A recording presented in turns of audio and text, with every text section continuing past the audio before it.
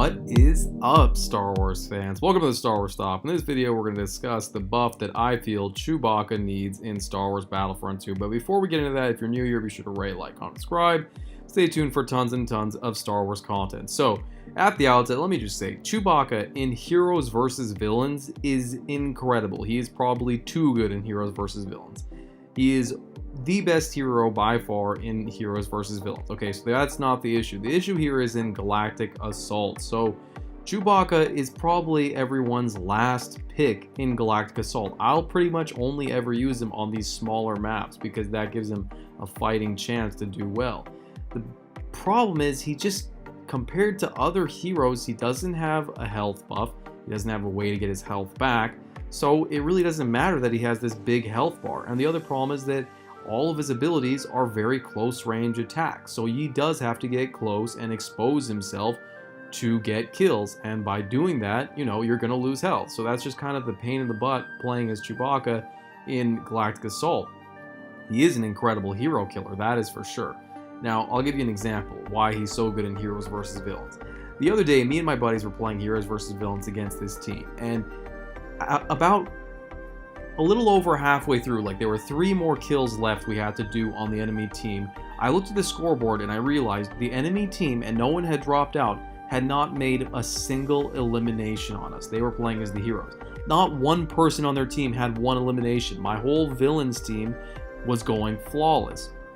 And then I was like, hey man, everybody focus, don't die. This will be really cool if nobody dies in this whole gameplay, and it might be a good video.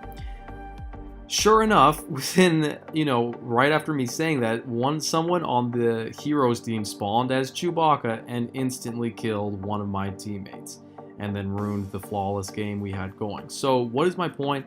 Even the bad players, you don't even have to be good at Battlefront, but if you pick up Chewbacca, you can be incredibly good in Heroes vs. Villains, okay?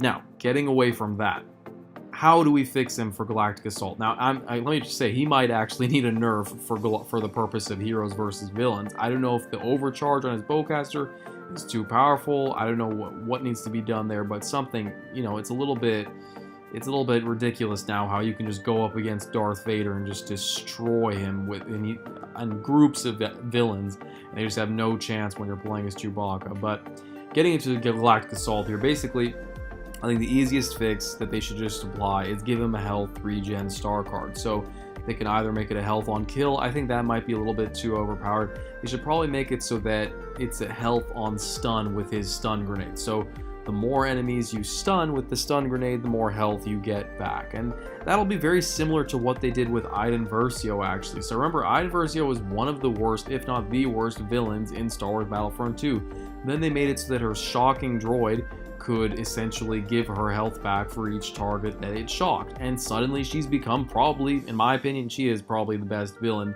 for Galactic Assault. So that is a very easy way that they can do it. And the great thing about Chewbacca's stun thing, and why it works on Iden Versio and Chewbacca, even though they're very powerful heroes already, the stun droid and the grenade shocking ability are both pretty close range abilities, so you have to get close and expose yourself a little bit to have that chance of getting your health back. That's why it balances out.